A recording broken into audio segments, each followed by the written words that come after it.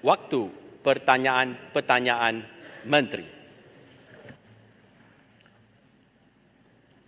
Assalamualaikum warahmatullahi wabarakatuh dan salam sejahtera. Kita mulakan waktu pertanyaan-pertanyaan Menteri dengan saya menjemput Datuk Seri Dr. Nuraini Ahmad Parit Sulong. Silakan. Terima kasih Datuk Yang di-Pertua. Parit Sulong minta Perdana Menteri menyatakan pendirian kerajaan mengenai isu Pandora Papers yang telah timbul semula pada minggu lepas serta sejauh manakah siasatan dan tindakan susulan oleh Suruhanjaya Pencegah Rasuah Malaysia SPRM, Bank Negara Malaysia BNM dan Polis Diraja Malaysia PDRM dilaksanakan. Terima kasih. Silakan, Perdana Menteri. Itu yang betul. Kerana permasalahan Pandora Papers ni agak rumit dan kompleks. Saya mohon waktu sedikit untuk memberi penjelasan dan memberi ruang kepada rakan-rakan yang berhormat untuk mengemukakan soalan. Silakan. Kita telah bangkitkan isu ini agak lama sejak Global Financial Integrity Report tahunan, tapi dibangkitkan di Parlimen sejak 2010. Kemudian Panama Papers 2016 dan Pandora Papers 2017.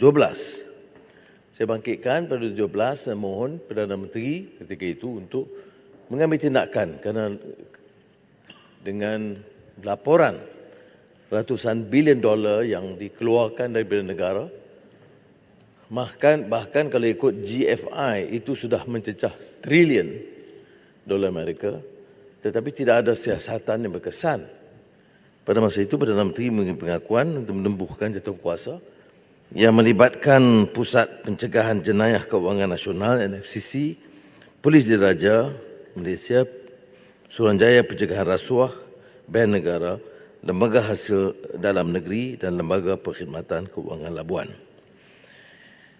Tetapi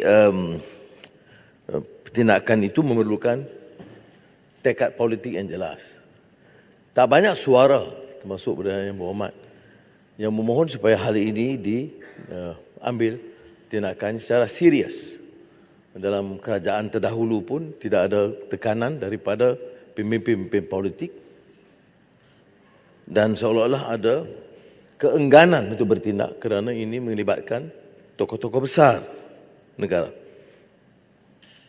Pandora ini digunakan istilah kalau dalam mitologi Yunani, Olympian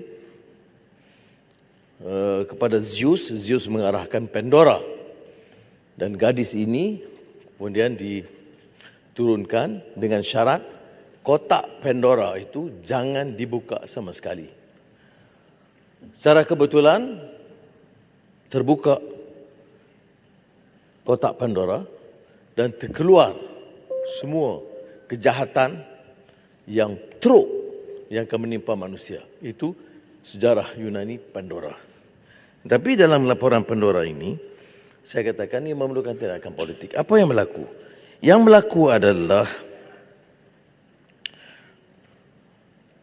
satu kompleks web yang canggih sekali menggunakan trust pada nama shell companies dari Singapura ke Bahamas ke Cayman, dan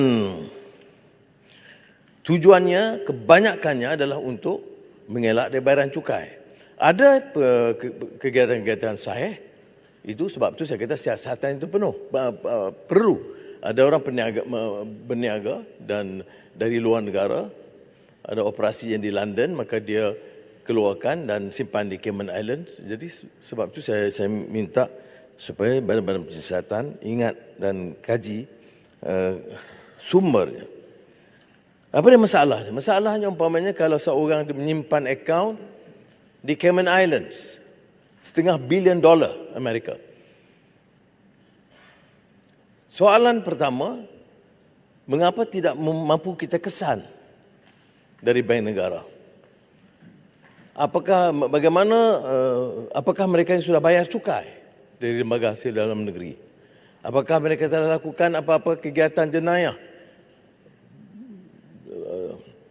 penyeludupan ataupun kes dadah?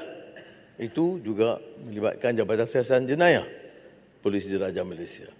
Dan tentunya kalau ada wang-wang yang dipunggah dari rasuah yang besar. Saya lihat di negara kita, hal ini berlaku dan jumlahnya itu sudah besar. Sebab itu arahan saya kepada badan-badan ini ialah untuk teruskan siasatan dengan cukup rapi, dan saya mohon Yang Berhormat dan rakan-rakan ahli parlimen yang 222 orang ini biar ambil satu sikap yang tegas. Jangan melindungi. Sebaik saja ada siasatan, terus dipertikai niat. Kalau ada bukti, ada fakta, maka tindakan diambil.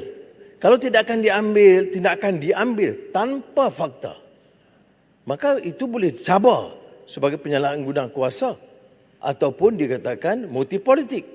Tetapi kalau wang ratus bilion atau ratus juta ringgit dikeluarkan dan kemudian dibiar, dilindungi kerana dia menyokong kita, itu membawa porak-poranda dan malapetaka kepada negara. Sebab itu tindakan-tindakan diambil oleh semua badan-badan ini, termasuk dengan mengambil kira beberapa langkah yang lebih canggih yang dilakukan. Umpamanya melalui Bitcoin untuk mengelak daripada transaksi wang tunai, dan juga beberapa langkah lain, digital currency yang memerlukan kecanggihan di pihak PDRM Bank Negara, umpamanya di antara lain mempertingkatkan usaha dan program cyber security. Nama-nama yang disebut dalam Pandora Papers itu mencecah 3,000 orang. Ada yang sahih, ada yang peniaga.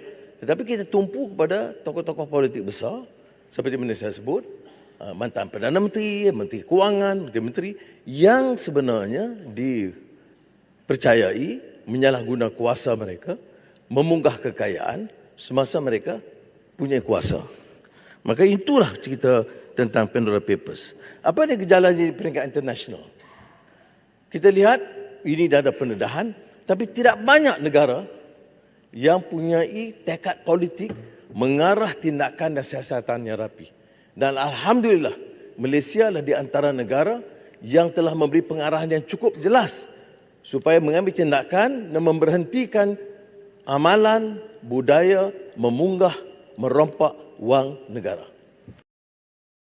Parti Amanah Negara Kawasan Hang Tuah memohon sumbangan derma pilihan raya untuk PRN Selangor, Pulau Pinang, Negeri Sembilan, Kedah Kelantan dan Terengganu. Sudilah kiranya membantu kami. Terima kasih kerana menonton. Jangan lupa subscribe, share, tekan butang loceng.